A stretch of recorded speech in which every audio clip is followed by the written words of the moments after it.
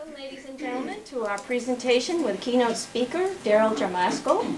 My name is Rhonda Whitaker. I will be Sergeant at Arms tonight to help get the room organized. I would like to turn the meeting over to our President, Will Burns. Please help me warmly welcome Will Burns.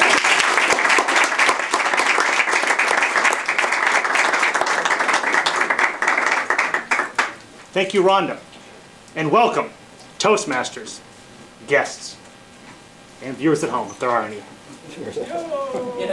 And welcome to our annual Golden Speakers event. The mission of Golden Speakers is to provide a mutually supportive, positive learning environment in which every member has the opportunity to develop oral communication and leadership skills, which, in turn, fosters self-confidence and personal growth. Woo.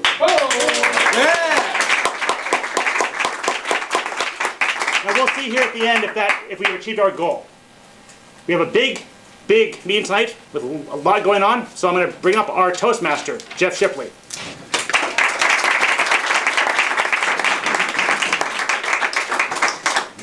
Thank you, Mr. President. Guests, it's so great to see so many people out here. I'm the Toastmaster, which means my primary role is to facilitate the meeting and our agenda tonight to make sure we all maximize that personal growth and communication skills. So first order of business, we have table topics, and I'd love to bring up our table topics master, Diane Denbaum. She's a Toastmaster of several years, very accomplished, and in Fairfield, she's lived here since 1989. And she builds successful relationships and runs madly in love forever. She's a successful relationship coach. I'm sorry.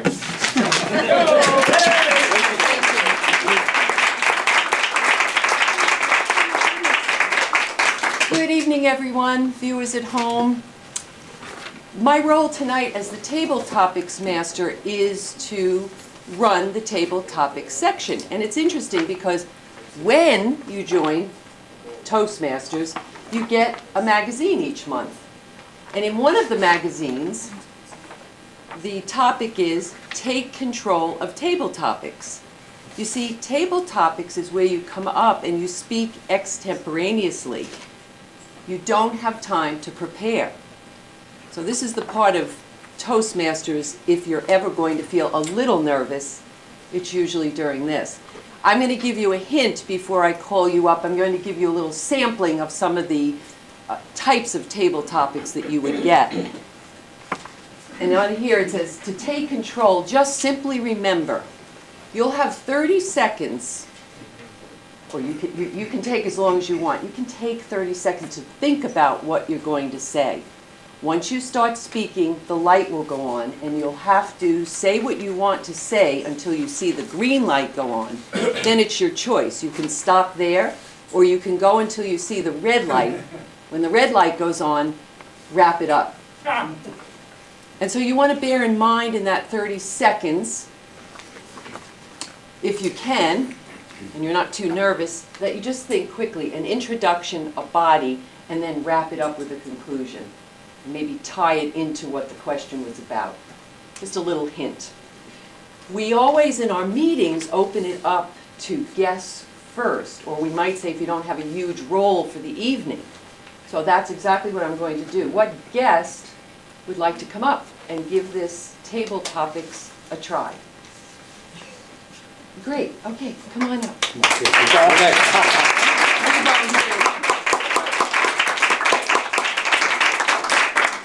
I thought I'd start off a little easier and then move into hard, unless you want a challenge. Boy, you're after my heart. Yeah. Okay. That's my job. All right. From the magazine. Would you like to share with us, or please share with us, an achievement that you've had in your life that you're proud of? An achievement that you've had in your life, or maybe doing now, that you're proud of? Certainly. Okay, thank you.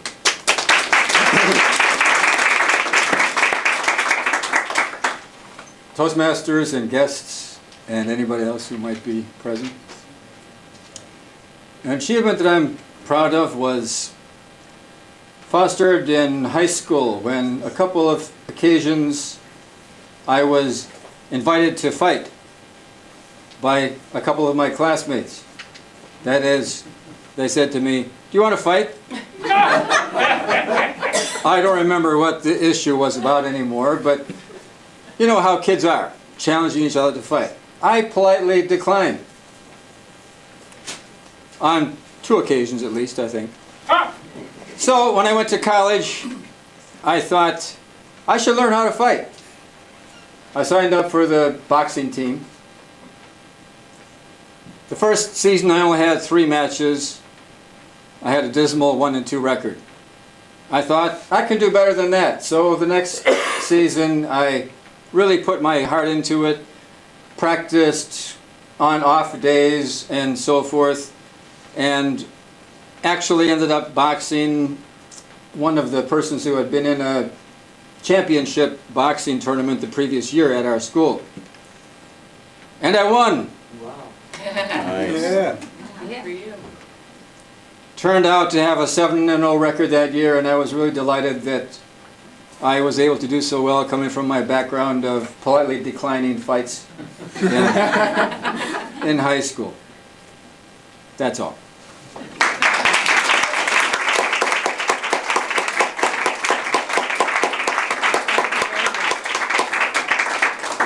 Thank you for volunteering. Any other guests that would like to come up and...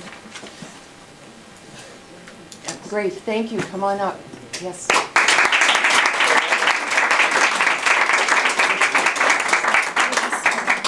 Say what I want to say. If that's fine. Oh, you didn't hear what I said? I heard most Oh, of okay. Okay, you can say what you want to say, and I will still ask a question. And one of the things about table topics, you wouldn't do this in a big Toastmaster contest, but you could address the question. Maybe there's a word in there, and you'll segue into what you want to say, or you'll acknowledge the question, and you'll say, however, this evening, I want to talk about this.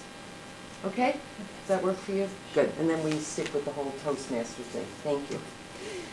All right. There's a little Toastmaster pamphlet that I found, and also Daryl tonight will be speaking about finding your voice. A lot of people come to Toastmasters to find their voice. So my question to you is, pretend you have found your voice and you have some time to tell us what you'd like to tell us. So there you go. There's your question. Thank you very much. Thank you.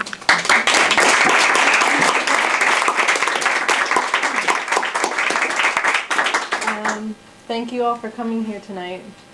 I have found my voice here, and I realize that my mission in life is to unify the important things that we all know need to occur in order to change the world.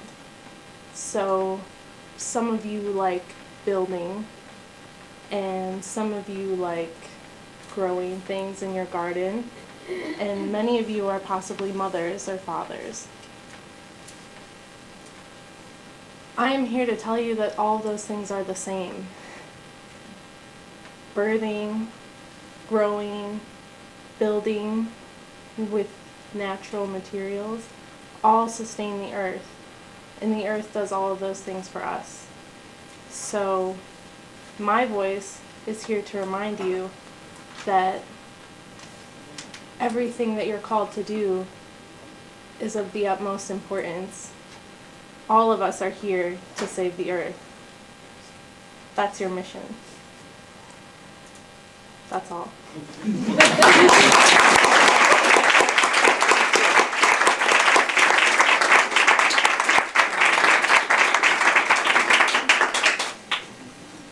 That was a lot. One little tip is when we're done, like we don't say, that's all, because you were like incredible. Don't take away from your beautiful mission, if you don't mind my saying. I think, do I have time for one more? Maybe 2? All right, this one, again, I'm just using these Toastmaster magazines, and one of the topics was, what's your hook? When you give a speech, you want your message to stick. And so people use, it says personal stories are an emotional hook. Sometimes a prop is a hook that draws people's attention in. So I wondered real quick, again, I'd love to have our guests come up. If you've got something right there that would act as a prop, that you would come up and show and speak your message out, that would be great. If you don't have something and you're moved and you want to get into this prop part of the table topics, I have a prop in my pocket. So, who's going to step up and be brave around this prop thing? Either you've got something you're holding in your pocket, in your purse, in your backpack, and I just would love to see a hand go up. Yay. Okay, come on up.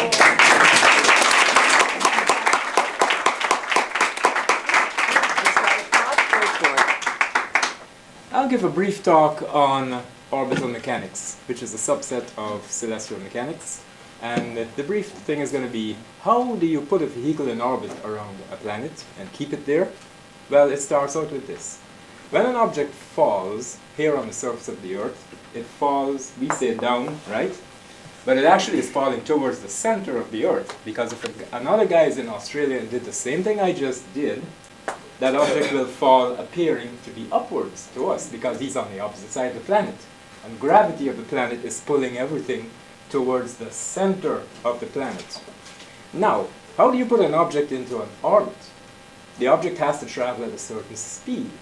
Let's go back 400 years to a great English scientist, Sir Isaac Newton. He discovered the laws of gravity, and he left a legacy for us, a thought experiment where, in addition to dropping that object and seeing it fall toward the center of the Earth, he threw the object. And what happens? When he threw that object, it goes a short distance, traveling parallel to the surface, then it curves inward and collides with the surface, because gravity is pulling it toward the center of the Earth. Now he reasoned a little farther and said, if you throw this object harder, it will travel a longer distance parallel to the surface before it collides with the surface again. So by logical extension, he said, the Earth is curving, right? So if he throws that object even harder, it will follow the curvature of the Earth before hitting the surface. And if he throws it hard enough, fast enough, it will keep falling, following the surface, following the curvature, and go all the way around and come back. And if he stood there after throwing the object, it will come right back in 90 minutes and hit him in the back of the head. Because he will have to throw that object at 18,000 miles an hour, which in astrophysics is known as orbital velocity of a theoretical surface planet. The reason for that is you go out farther, orbital velocity becomes slower in travel. At the altitude of the space station, which is about 240 miles above the surface, orbital velocity is reduced to about 17,500 miles an hour. Same thing.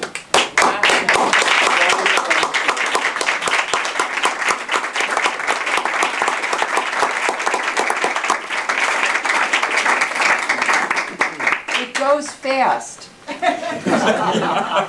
And especially when you have something so interesting to say, and that's our very polite Toastmaster way of saying, time's up. And then the red light went on, so thank you. I got carried away. No, it was all that from a prop. So, more? Okay, are we finished? We're done. Yeah. We're done. That's the table topics section. Hopefully you got a little taste. Do you want to see what I had in my pocket? I'm going to have us escape from Iowa winter for the night. So anyway, thank you so much. And now I'd like to bring up our wonderful Toastmaster, Jeff Shipley. Jeff?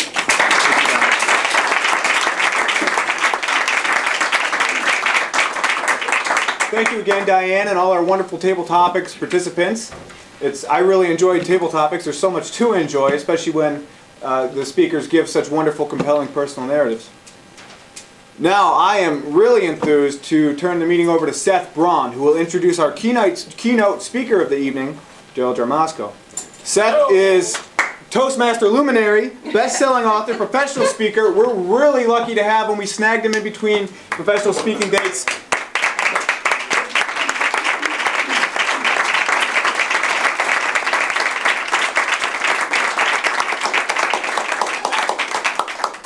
Have any of you ever had a challenge that you had to overcome?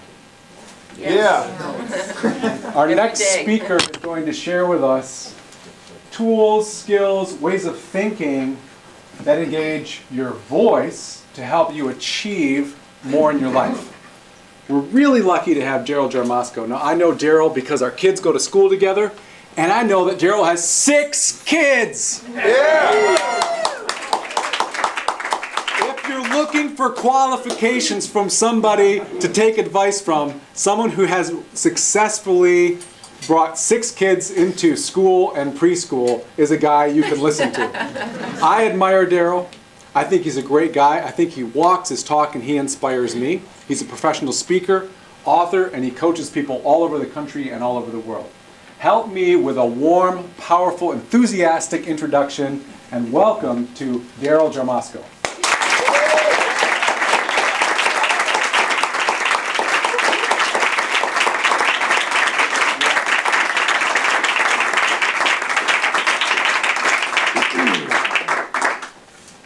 Don't tell my wife this, but this is a way for me to get out of the house, and I got 6 kids, so.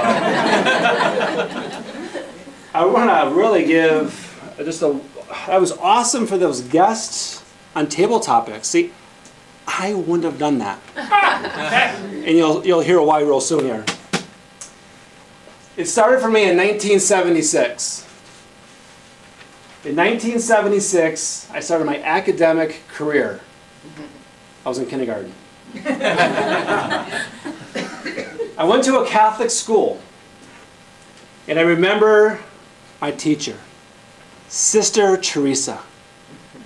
She stood at a whopping 4 foot tall, but she scared me. The fear of that woman. Well, one particular day she said she had to leave the room. And our room, when I think about it, was like cold. We had rows. Like 4 or 5 rows across, 5 deep.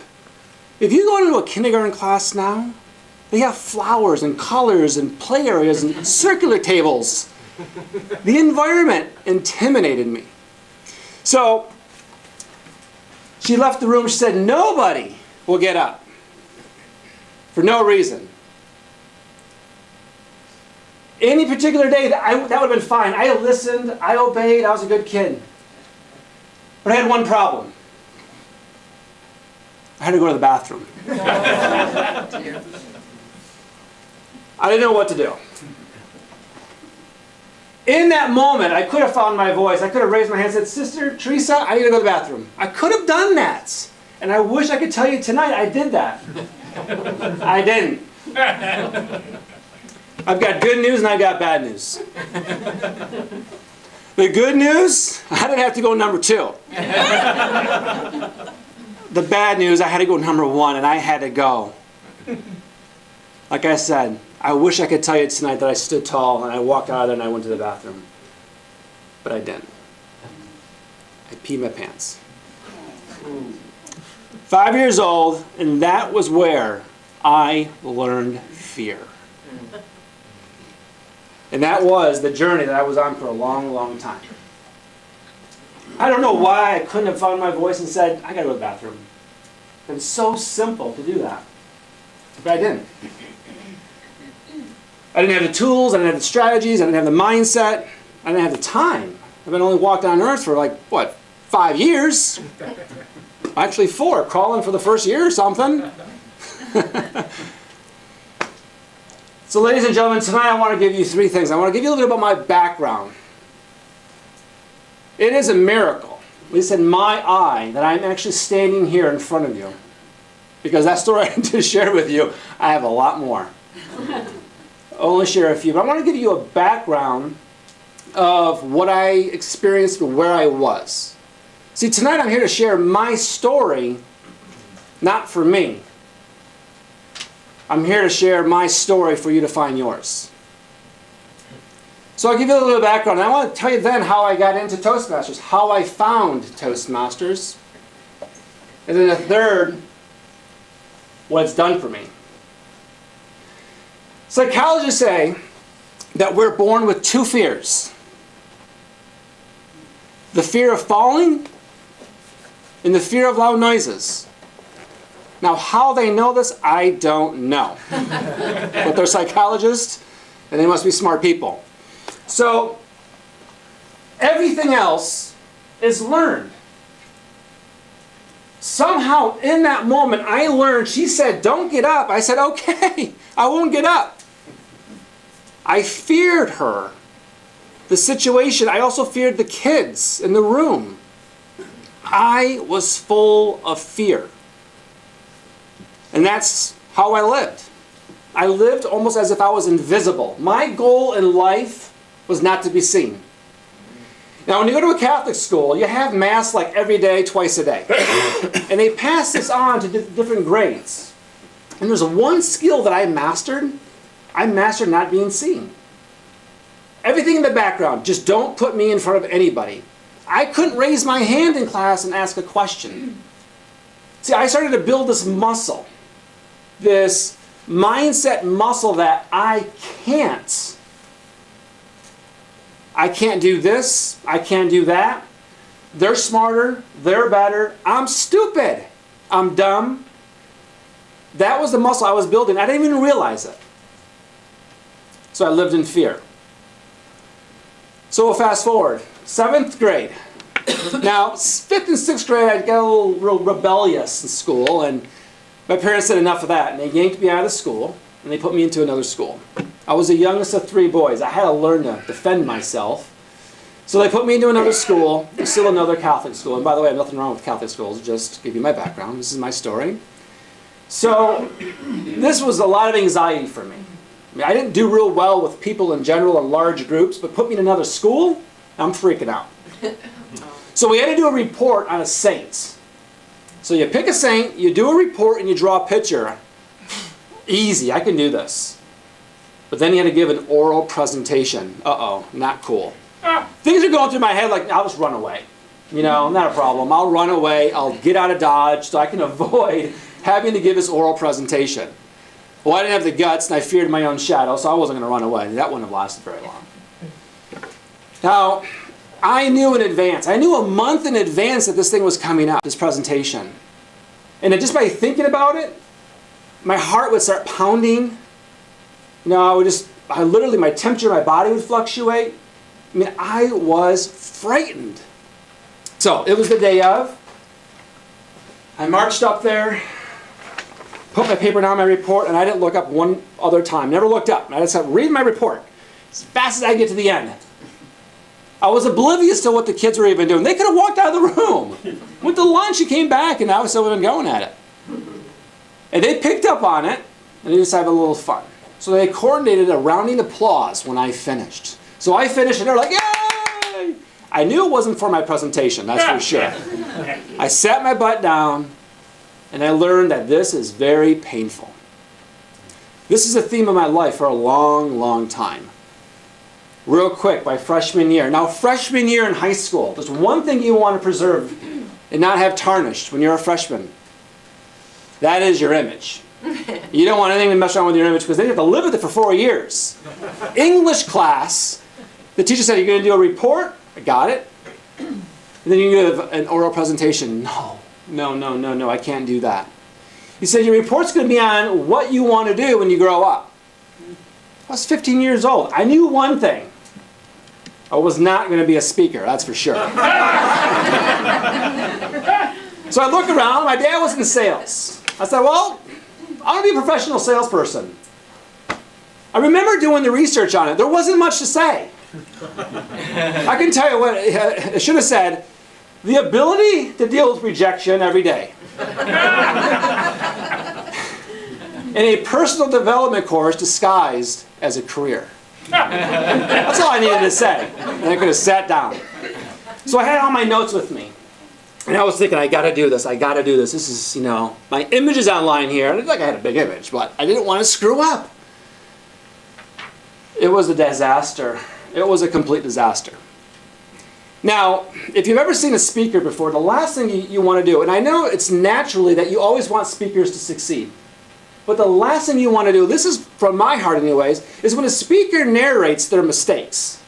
Like, oh God, I shouldn't have said that, or oh, I'm so sorry, that was really bad. And well, I'm narrating all my mistakes and how nervous I am. It was a complete disaster. So my teacher, like, he intervenes, and he starts asking me questions, because he's thinking, this poor soul is just falling really, really, really hard. And my speech became a dialogue with my teacher for about 2 minutes, and I sat down. Once again, I was building that muscle inside me, telling me that I can't do things, that I'm not good enough, that I'm stupid, and I was that dumb little boy that was 5 years old that peed his pants in school. And it didn't stop. That's where I lived all the time. I lived in fear. On the outside, you wouldn't know it. The only confidence that I could find was as an athlete. You put me on the playground, I'll take you out. I was a good athlete. I was a good athlete. That's what I liked to do. So that's where I found some of my strength. But you couldn't tell. People would go, oh God, that kid, he's in trouble. I really had the image on the outside to fool everybody. So I guess I was playing my salesman role. I was selling everybody on my stuff that I knew what I was doing. I was a confident person. But inside, I was really, really hurting. So life went on. My senior year, I loved football. And I was, well, I didn't want to be a captain of the football team. It would have been an honor. I mean, part of me wanted to be, but the other part said, no way. The reason why I didn't want to be captain, you know why? You had to speak. Not just to your teammates, not to your classmates, but to the entire school during a prep rally. So we had a meeting the end of my junior year. So this is varsity. So the new sophomores being juniors, and I was going to be a senior. We picked the captains. I didn't pick myself. I was putting other, my friends or whatever. And sure enough, I became the captain of the football team. Me and a few other guys. Now, I don't have a bad story to share with that. The prep rally was fine. It was really loud. I spoke really fast, and I got through with it. Life went on. So through college, same thing. Really, really quiet. I was an observer of life. And there's nothing wrong with that to a certain extent. I was an observer. I wasn't a participant. When I look back in high school, I would have loved to run for office. That would have been cool. But that means you would have to speak to your classmates, and I'm not going to do that. Theater would have been neat. I wasn't going to do that. See, I just literally ruled myself out on a lot of different things. So I go through college. I was so excited to get out of college. Or not just college, school itself. I just didn't do well in school. I never felt comfortable. I never felt like I was myself. So I get out of school, and I become a stockbroker. I got into sales. I lived up to my word when I was a freshman. I said I was going to be a salesperson, and that's what I did. Truth of the matter is I couldn't get another job. I couldn't. I got all my rejections. I interviewed for everybody. I was a finance major. 0 jobs, all rejections. I didn't care. Because I had this entrepreneurial spirit. I knew I could do something. Just didn't know how I was going to get there. So I become a stockbroker. And back then, because I know how I'm very aged, and you can tell, we used to write a lot of checks. We didn't have this electric transfer stuff going on. I was writing 15 checks every single month. I had creditors calling me. As a stockbroker, I wasn't getting it done. It was all commission. I'm in Chicago, the big city, cold calling, going crazy. I can't make any money. I was financially depressed is where I was. I was just down. I'm like, this, all my buddies and friends, they had salary jobs. And when you're 23 years old in Chicago, you have a social life. And that social life costs money. I was just pennies over here. I don't know how I even made it to get by. So I was down and out. I had divine guidance take me to a Borders bookstore.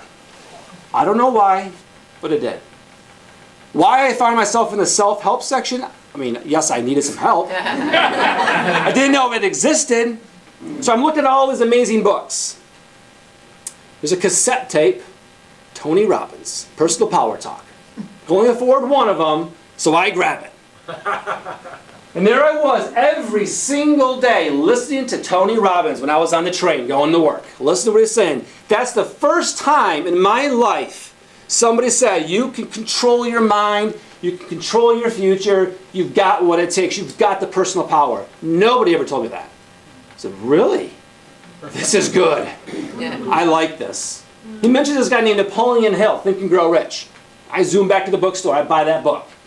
Napoleon Hill, classic. Read it 5 times. Taken it in, taken it in. That right there, that moment of being in Borders Bookstore is the reason why I'm here as well today. That was the shift in my life that put me on course where I needed the tools and the strategies to take control of my life. Stop being an observer and to step up.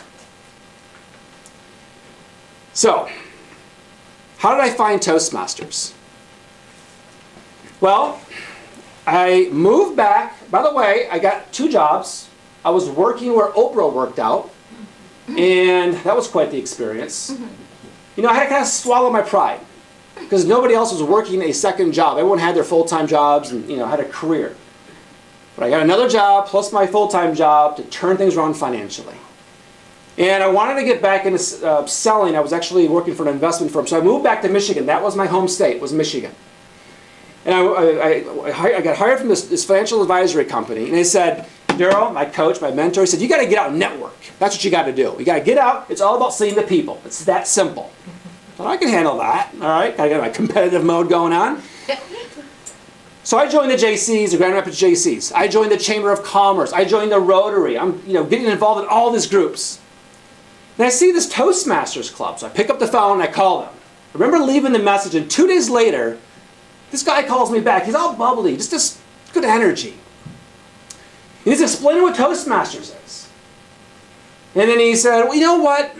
You just need to come down and experience it. I said, okay, I'll do that. Where are you located? It's like a half hour away from where I was living. I said, no problem. It's Tuesday morning, 7:30. So I go there and I go to the meeting and they're doing the same table topics. I didn't say a word. I just sat and I watched. That's what I pretty much did for the first year at the club. I did a couple presentations and I still lived as mastering being invisible. I couldn't break that shell. I couldn't break it. I still couldn't face it. So I just stayed invisible and hung out for about a year. But something told me I was in the right place.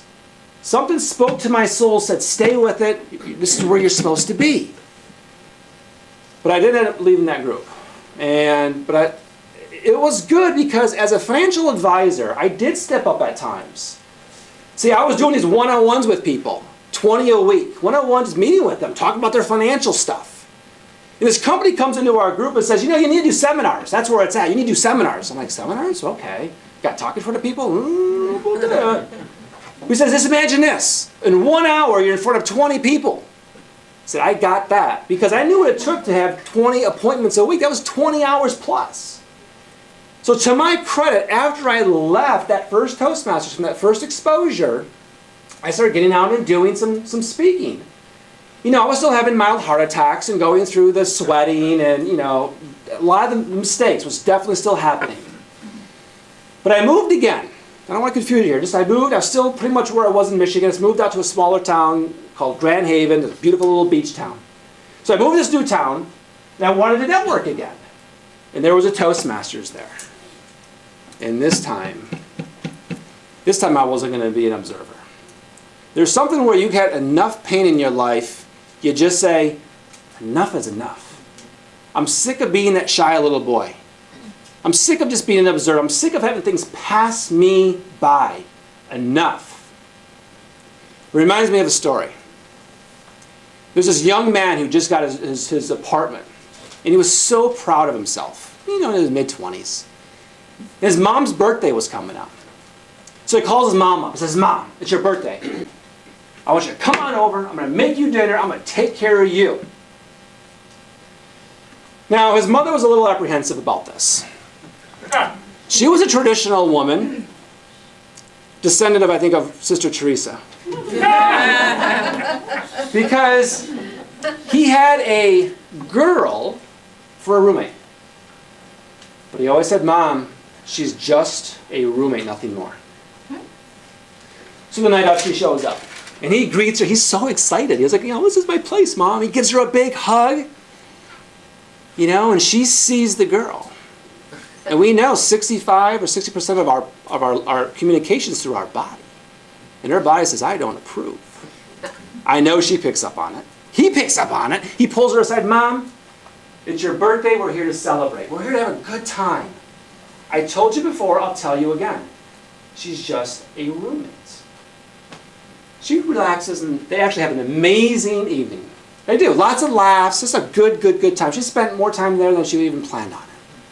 So the next morning, the girl roommate is doing her share and she's picking up. She's cleaning up. Everything's cleaned up. She can't find her silver soup ladle. So she goes to her roommate and says, listen, everything's cleaned up. I looked everywhere. And I can't find the silver soup ladle. And that was given to me by my grandmother. And it means so much to me. Can you ask your mom if she took it? He's thinking, why would my mom take a silver soup ladle for? Why? You know what? I have a really busy day. When I get into the office, I'll send her an email. So he gets into the office. Mom, I'm not saying that you did take that silver soup ladle. And I'm not saying that you didn't take it. But what I do know, since you've been gone, this silver soup ladle is now missing. Some time passes by. And Mom responds. She says, son, I'm not saying that you are sleeping with your roommate. And I'm not saying that you are not. But what I do know is that she would have slept in her own bed last night. She would have found that silver soup ladle.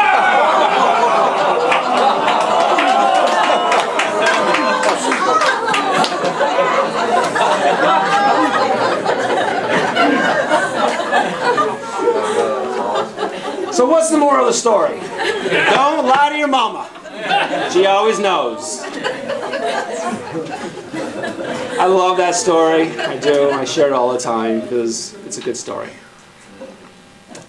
But the reason why I share that story, because it's the power of truth.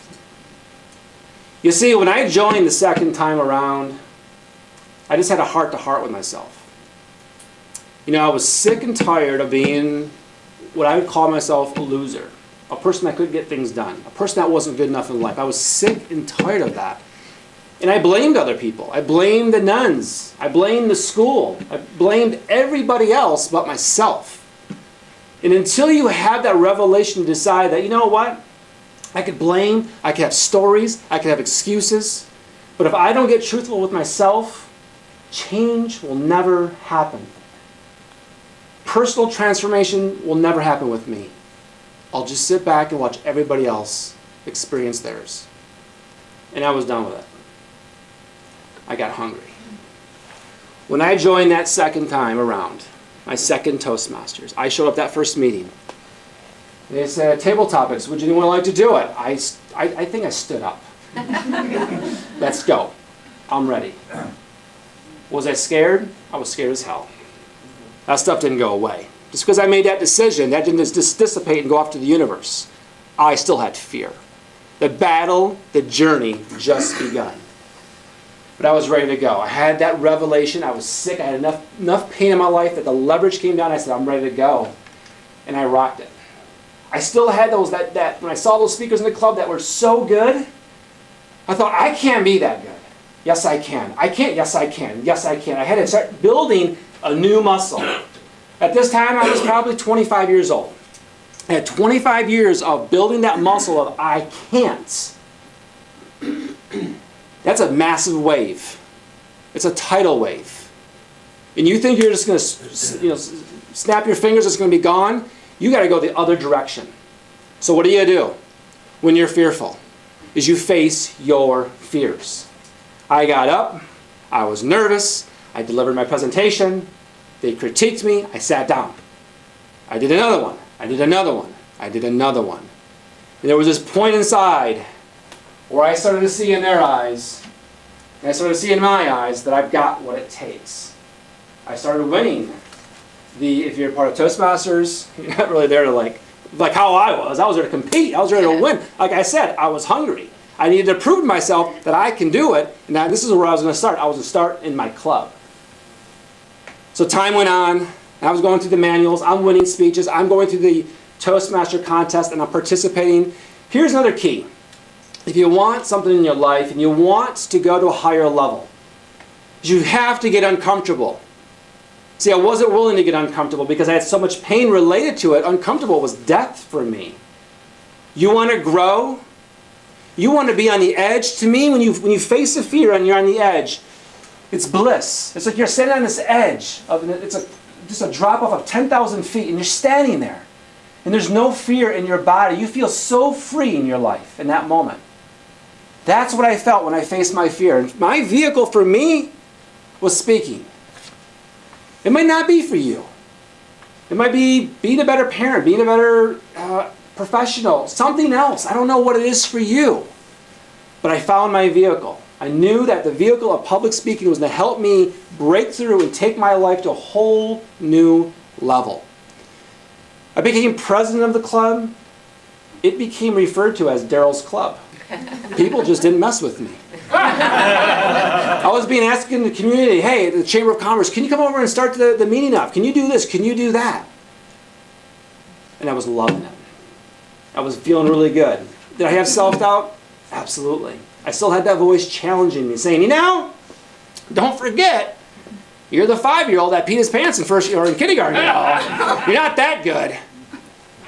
That speaker over there is pretty good. Do you see how good they were?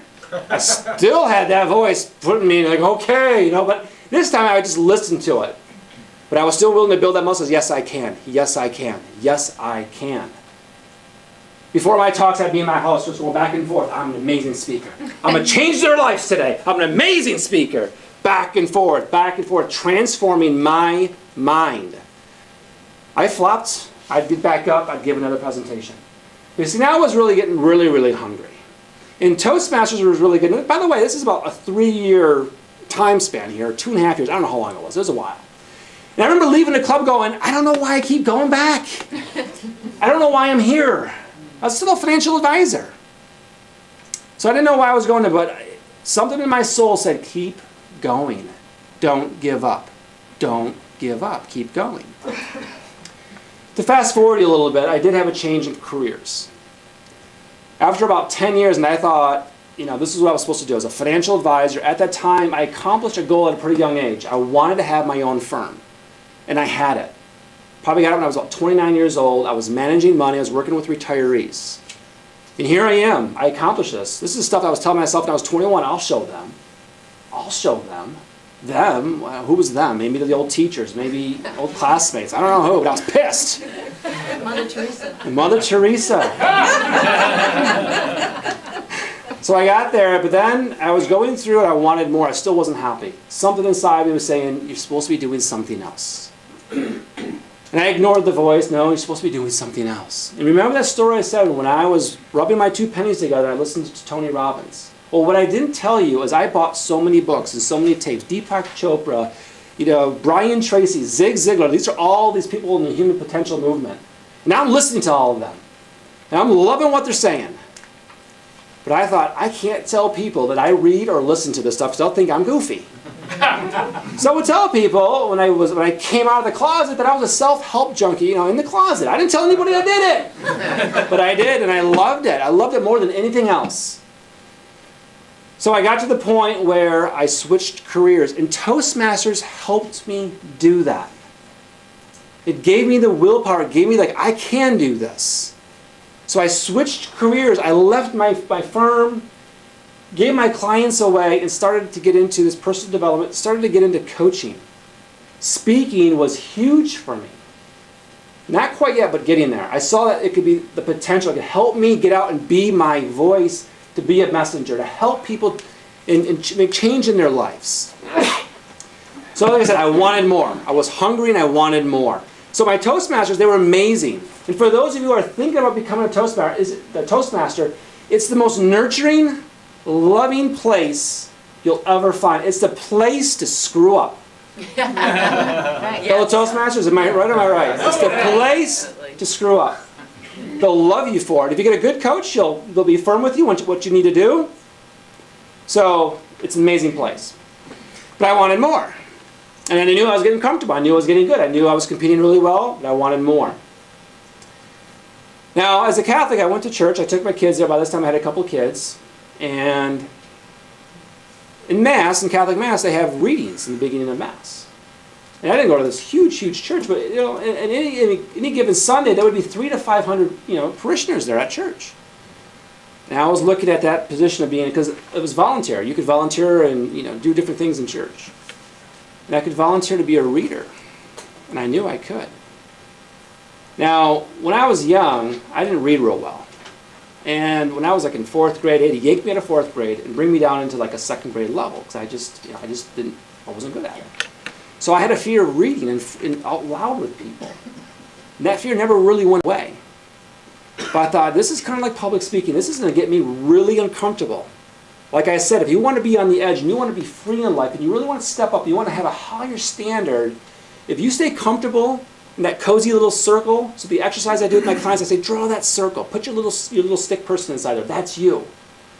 You're comfortable. You've got your slippers on. You've got your robe on. Now, outside the circle, write one thing that'll get you uncomfortable. I remember a coach told me, he said, Daryl, you got to pick some goals. We got some youth in here, so I'll change the word. Makes your butt pucker. I said butt pucker. In other words, it gets you like, whoo, this is the big one for me. So I said, I'm going for it. If I don't become a reader at church, I won't be able to look at myself in the mirror. So I did it. 3 years later, I had multiple times I was reading, I was getting involved in a lot of things, all different situations. During Lent, I was playing different roles. And I took it to another level. It was huge for me. I was hungry. I still wanted more. So I was looking online. There got to be speaking jobs. And I found an opportunity. It's called Monster Inc. Like Monster the Job Board had motivational speakers. These speakers would go out and speak to the youth, high schools and colleges. So I had to put a demo together. I think I used Toastmasters as my demo, I believe. So I put my application, my demo together, and I sent it to them. I get a call. They say, hey, not bad. We'll invite you to certification. In other words, you're not hired. We'll see if you got what it takes, but you kind of come on over. So I went over, I got certified. And I got in that just brought me to a whole new level. See, I was hungry. I was willing to face my fears and really step up. And I encourage every one of you. My vehicle, like I said, was speaking. For you, it might be something completely different. It is a pure miracle that I'm here. And I'm not saying that to go, look how great I am. I'm telling you. I'm trying to convey to you the pain that I went through when I was young, and it stuck with me until I was a young man, until I finally said I needed the power of truth to set me free. It's me. And until I face it, life will go by. And I'll never know. We don't want that to happen, right? The whole rocking chair, you don't want to look back someday and go, God, I wish I would have. I wish I would have. I didn't want to be that guy. Enough was enough. What really kept me going when I think about it, it wasn't like I was really that great of a speaker when I first started. I was hungry. But what kept me going and kept me a part of this journey was one thing. I call it a power virtue. Courage. I had the courage to step up and keep going. In closing, I'm going to share with you the bamboo story. You go out and get a pot, and you get the finest soil. You take a bamboo seed, and you're told what to do. You're told to do 4 things. Water it, give it light, give it warmth, and give it darkness. That's what you're supposed to do. So you take that, you plant it. You give it the water, you give it the light, you give it the warmth, the darkness. And after the first year, it grows 2 inches. Second year, you do what you're told to do. You give it the water, the light, the warmth, the darkness. And after the second year, it grows another 2 inches. Okay, I can handle this. Third year, you're making sure you're looking at what you're told to do, and you follow it. Light, water, darkness. You pepper in a few other things with a little love. You sing to it. After the third year, it grows another 2 inches. Now you're getting a little upset. Fourth year, you repeat the process. Same thing. I'm doing what I'm supposed to do. It grows another 2 inches. After 4 years, it's standing at a whopping 8 inches. Come on! I did what you told me to do. It's only an inch. It's all this time, all this effort. And this is all you've given me. Most people would quit. Year 5. You give it the water, the light, the warmth, the darkness, a little love, and it grows 80 feet. It doesn't grow 80 feet because of what you did in year 5. It grows 80 feet because of what you did in year 1, year 2, year 3, year 4, and then it shows up in year 5.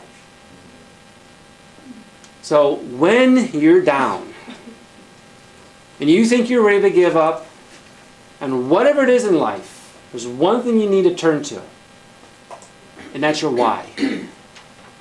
Why am I doing what I'm doing? What's my purpose? That will keep you going. It'll keep you emotionally connected to why you want it. And your why is your why. Your dreams are your dreams. You can share them, but if anyone tries to put them out, don't hang out with those people. So, in order to get where we want to go in life, at whatever level we want to take it, know your why, and amazing and great things can happen. You guys are amazing. It is a complete honor. Thank you for allowing me to be here tonight and share my story, and in that, find your voice. So, thank you.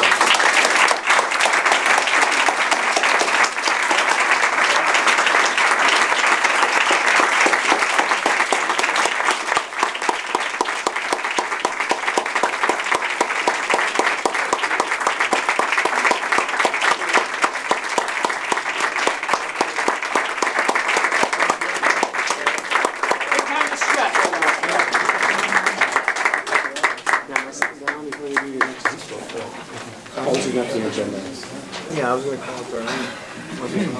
No. Well, now you all know. This is what Toastmasters is all about. Now I'd like to turn the meeting over to Darlene Martin, who will be hosting a panel discussion, moderating a discussion, in order we can explore Toastmasters just a little bit more before we get on to the networking and refreshments. Darlene. Yay, Darlene.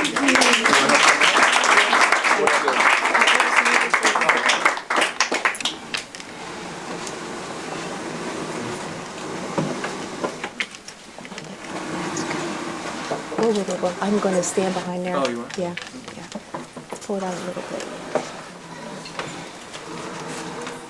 Okay. How is that, Tom? Okay.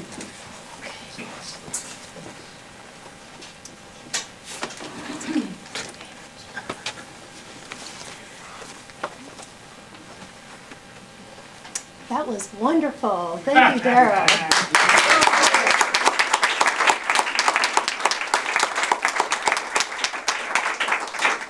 Thank you, Mr. Toastmaster, all our wonderful guests, members, and our viewers at home. We warmly welcome you. Thanks for coming out this evening. My name is Darlene, and I am going to be the panel moderator. And what we're going to do is we're going to have a couple of our members that are going to come up. I'm going to ask them a few questions, and you're going to get an opportunity to hear from them their stories of what it has been to be a part of Toastmasters. Tom often says this, even as long as you've been speaking, you have butterflies. It's not that the butterflies are going to go away. It's us learning to help those butterflies fly in formation. I'm still learning that myself.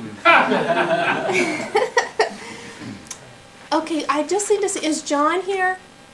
John? He's not here. Okay. So if the rest of my panel will come up, and Jesus, which will be Jesus, Rahul, Jean, and Rhonda.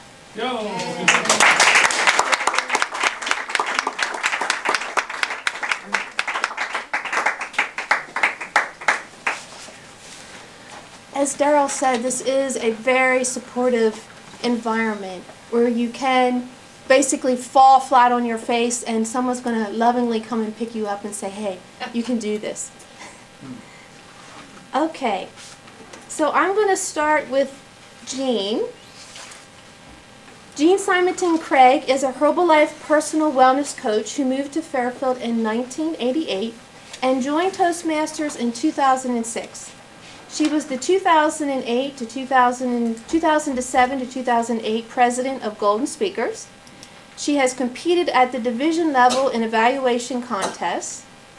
She volunteers regularly at the Fort Madison Prison Clubs and was the Area 92 Governor for 2011 to 2012. She's a wonderful evaluator.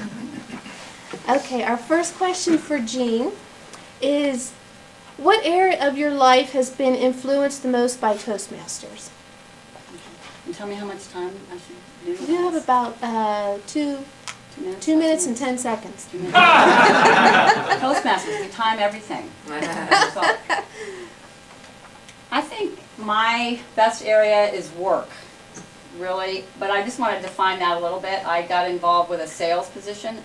I had a lot of similar issues that maybe Daryl had, although I didn't have that 5-year-old incident happen. But I did have a terrible fear of speaking, and so when we got into sales, I heard great things about Toastmasters in terms of communication, so I got involved for that. And that whole thing about having fears and butterflies, flying information, I found a real benefit for work, because really, most of you probably, when you boil work down, it's about people that you're working with and relationships that you're having either as coworkers or as customers or as suppliers or whatever that is.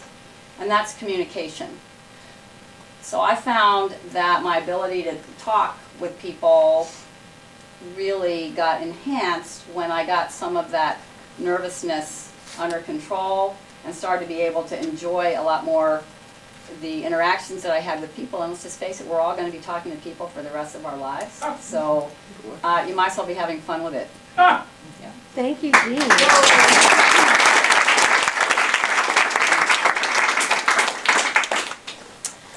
Raoul Vats is from India and was born in one of the most ancient cities of the world. I'll let you pronounce that. Ujjain. Thank you. He came to the USA in September 2007. He is currently living in Fairfield and currently works at the Genetic ID. Raoul has been a member of Toastmasters for over a year and a half, and he's a most passionate speaker when speaking about love, feelings, emotions, and relationships. So Raoul, why did you decide to join Toastmasters? Okay. Well, once again, my name is Rahul Vats. Good to see a lot of people here, not that many in our meetings. And as everybody said, I don't have any fear of speaking. But I do know that I'm not a good speaker. So the reason that I joined Toastmaster was to give a good presentation. Because it's in presentation that everything matters. You could have a brilliant product, but if you do not know how to present it, nothing will happen. You could have the best thing in the world, but if you don't know how to market it, nothing would ever come to you to reap the benefits of that product. So that's the reason I joined Toastmaster. Then, while in Toastmasters, I learned a few simple things. And some of those things which we have been learning since our childhood. Practice. Practice does matter. Practice makes you perfect.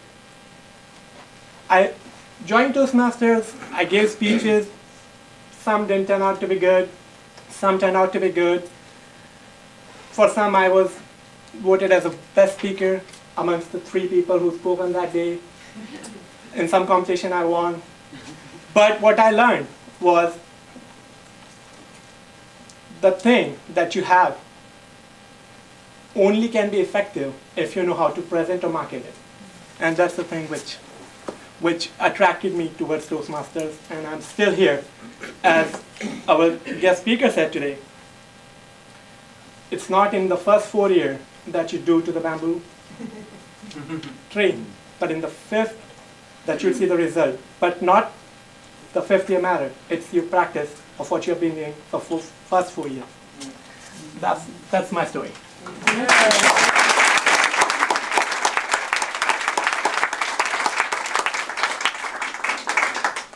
Next we have Rhonda.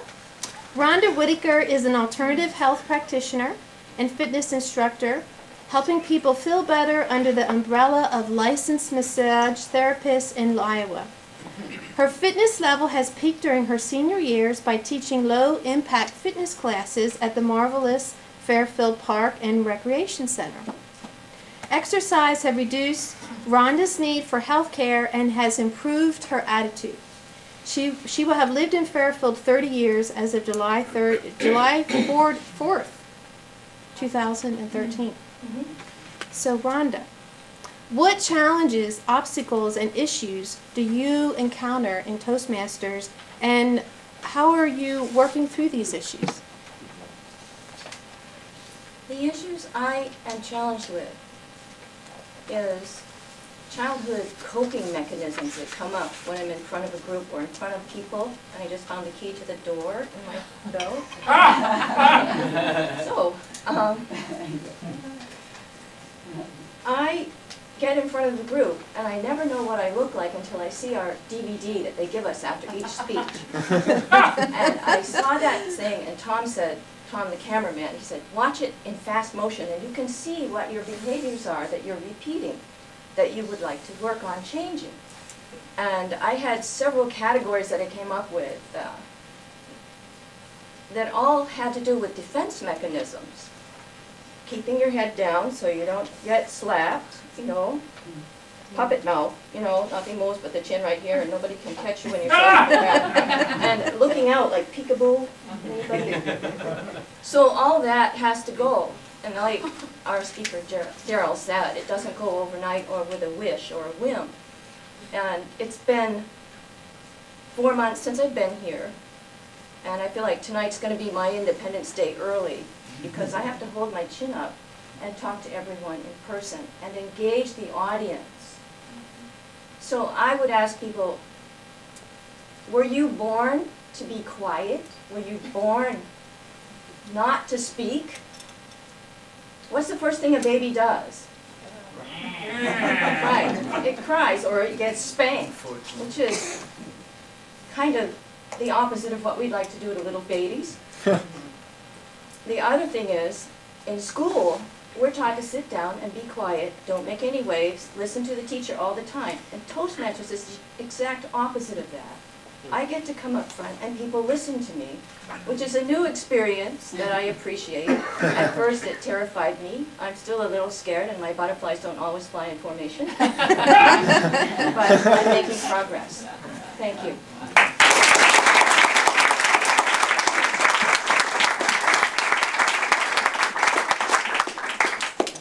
And now we have Jesus. And I just want to mention about Jesus that he is filling in for another panelist that wasn't able to make it. So he is flying on the cuff here. He has no idea what questions I'm going to ask him. He has been in Toastmasters a little over 1.5 years. He loves doing magic and illusion tricks. He is one of our just flamboyant speakers. Very enthusiastic and energetic. So my question for Jesus is, what areas of your life has been influenced the most by Toastmasters? First of all, I'd like to point out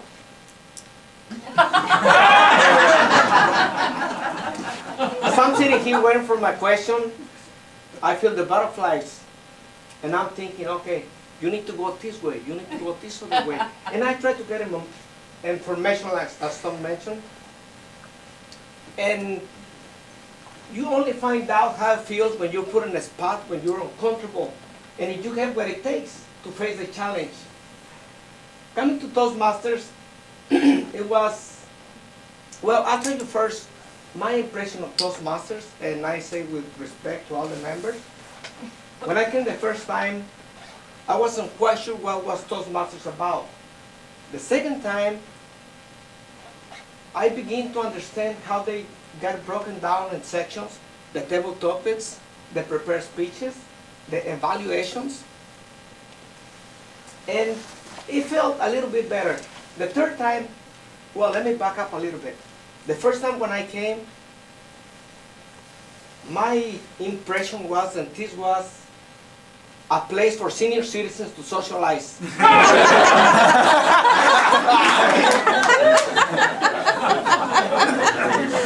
Now I'm jumping back to the third time when I came.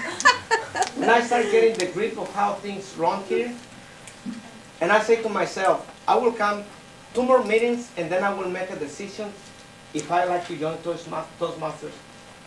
But by the end of the meeting, I said, no, I don't need to wait. I'm going to join Toastmasters because I see the value that I can gain from becoming a member. And one of my things that I know that it has helped me, and it was unconscious for me, every time I have at the end of a sentence, I will say, and. I never realized until like I saw the videos, and I never knew about fast forwarding. I think that if I was to fast forward if I were to fast forward some of my tapes, my recordings before, I would look like this. Because I will move my hands for no reason. It's just, I guess, it's in the Latin culture that we speak with our hands. I know that the Italians also are known for that. But I became conscious about those things, and I knew that I needed to change. And this is one of the benefits that I got from Toastmasters. Be more aware of my body posture, my V's. Actually, I have one of my enforcers here. It makes not much difference in Spanish when you say something with a V or with a V. And I still do get them mixed up. But now, that's another thing that I'm working on, to get conscious when I'm talking with a V or with a V.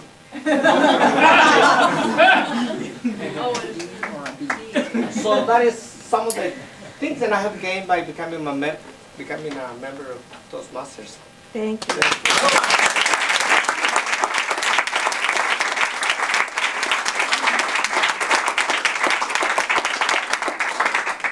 We're just about at the end of our time for our panel, but I do want to open it up for like 1 or 2 quick questions from the audience. So anybody have a question? What's involved in joining Toastmasters? I'm going to let Jean answer that one. Thank you. That's a great question. We're gonna get into that in just like 3 or 4 minutes, and it's an excellent question, and we hope it's all on all your minds. So can we hold that for just a second, and we're gonna get there. That's a great question. Thank you. Yeah. I paid you for that, right? Yeah. Anyone else have a question?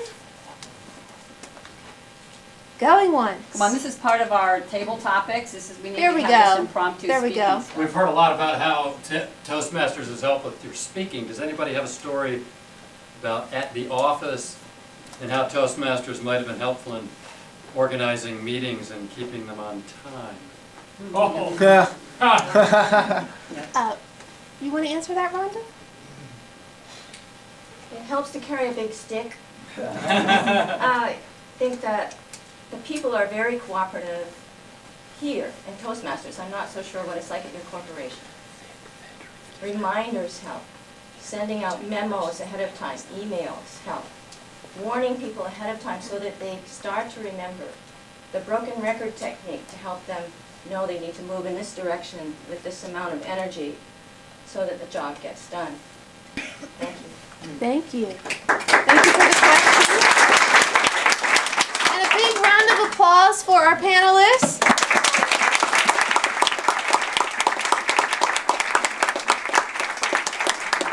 And now we're going to turn it back over to me. To Jean. Yes, to me? Okay. I have to say, if you're ever up here, you got to get a more comfortable. I have never. I'm like, I cannot get comfortable. Do you want to Speaking of being uncomfortable, I am not chair? comfortable. Yeah, I can't get comfortable, so that's a good thing, right? Okay. Want to move this back? Yeah, why don't we move this back? Okay. And Daryl, you want to come up too? Okay. Great. Great. Okay, thank you. So let's just give another round of applause to Daryl.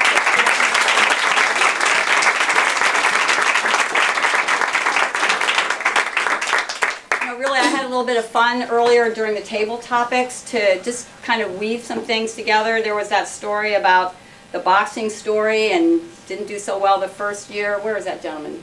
And then he tried and he got practice and he just worked on his skill set and then he became a champion with time. That was a great story for this group. The lady that talked about sustaining the earth, where is she? Yeah, great. So, I mean, really, to help the earth, if we are all actualizing our potential and growing to be all that we can be, that's helping sustain the earth. I sort of got that little bit of a flavor. And then even our orbital velocity guy, where is he? Gerard, yeah, okay. So, you know, a point can be, you know, no matter where you are on the planet, you're going to keep flying, maintaining your orbital velocity if you've honed some communication skills so that you can work with a variety of people from different backgrounds and different cultures. So even our table topics really sort of bled into our themes for tonight. And then Daryl talked about personal development. And honestly, usually at this point in a meeting, I'm sort of trying to pull some themes out. But Daryl was so over the top in terms of relating not just personal triumph and personal development and all of the things that he brought in, but tying it into Toastmasters, that basically there's nothing really more that I can say about that. I think if you're not salivating already,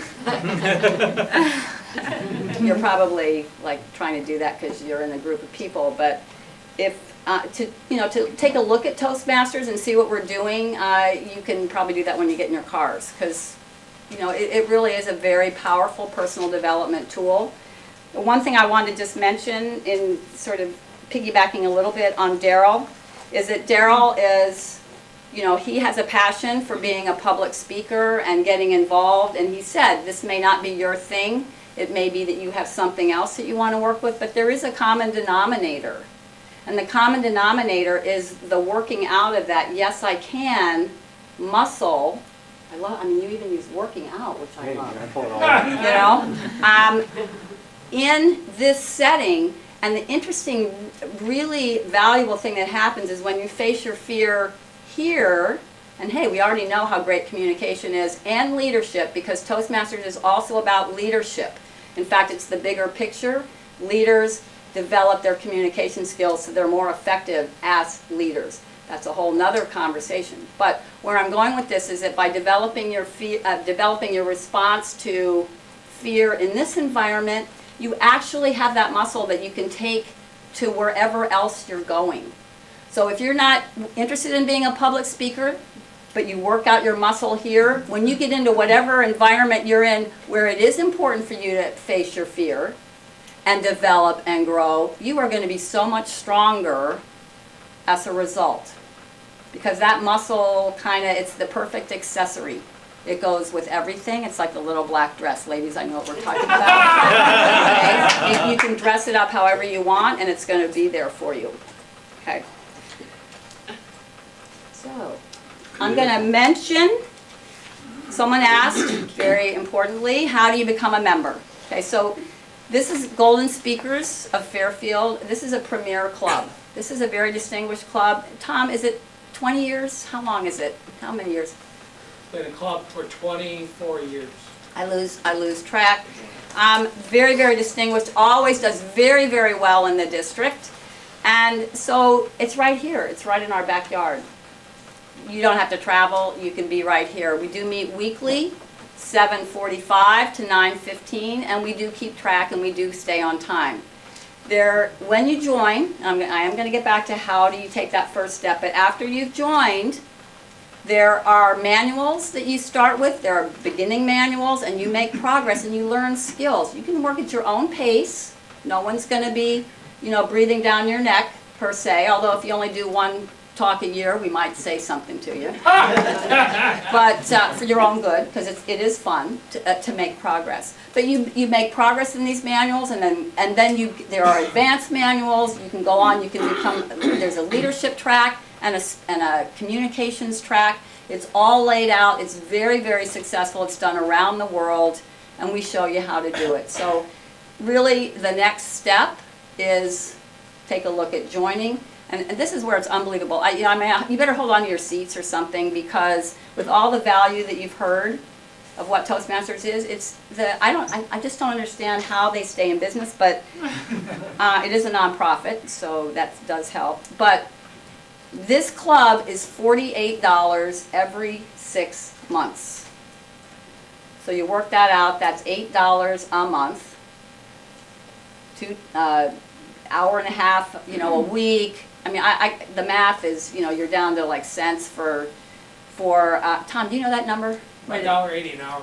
Yeah, $1.80 an hour. Now you can afford it. Yeah, and plus when you join, that first payment is, there's also a $20 one time, it's a materials kind of fee, so you get a bunch of manuals, you get all kinds of material, you get your starting manuals, and you're ready to go and you're off and running.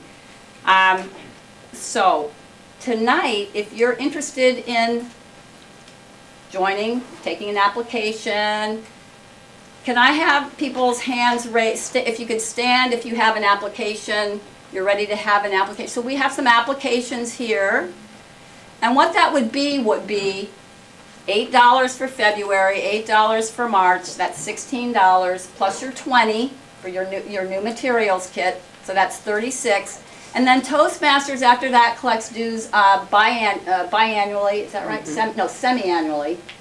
So we would actually be collecting dues in March for April through till October 1st, and then we're on the October through March plan.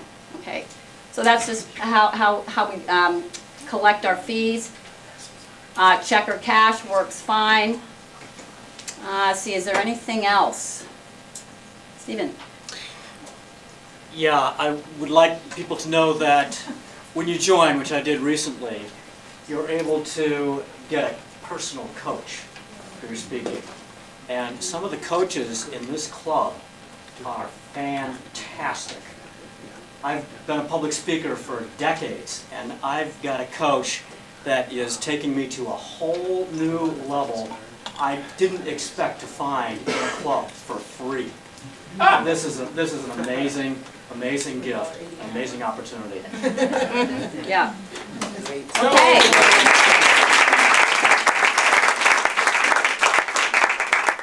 All right, so we're just about ready to break, and you can talk to individual members for, you know, to just get some more info. What did you? My suggestion would be that at least at the officers stand, because guests could talk to any of the officers. Okay. Rather than just. So would golden speakers, officers, current officers stand? Former officers. Former officers stand. All these officers can answer any questions you have. Yes. It's worth pointing out one thought about the manuals. The manuals do not prescribe what your topics are that you talk about. You choose that out of what interests you that's cool for you. The manuals are about particular skills that you need to develop to be as effective, say, as you saw the speakers in front of the audience tonight. Right. You know, and we guarantee, you get up to do your icebreaker, that's what it's called, your first speech. We don't care, if you pass out, we will get you back to your seat. if you like fall over, we have had people come up and like they just get here and they look, and then they left. And they sat back down. But you know what? They did the work. They did the workout. Okay? So when you start working on any muscle the first time, you don't start at a high weight. You start at a low weight. And then you just start building. And that's what this is. This is a workout. You can come here and you'll be amazed how quickly you'll progress. So I think we're going to go ahead, and I'm just going to Don, raise your hand. I'm just going to introduce. We do have a district official here, District 19, Don Wadley.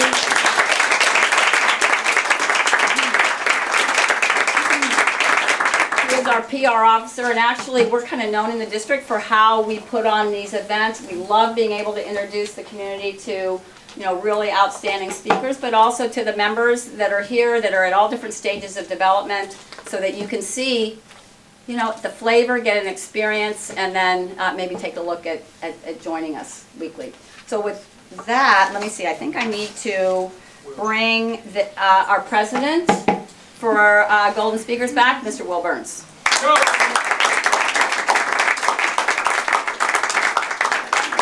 again, to Daryl.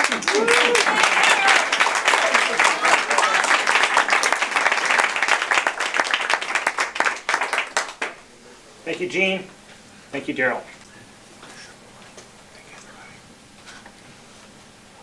And thank you to each one of you for stepping outside of your comfort zone, as each of us has, to come up either behind the lectern or in front of it. We all had to make a choice to come up here at some point as a guest, and then we all became members at some point.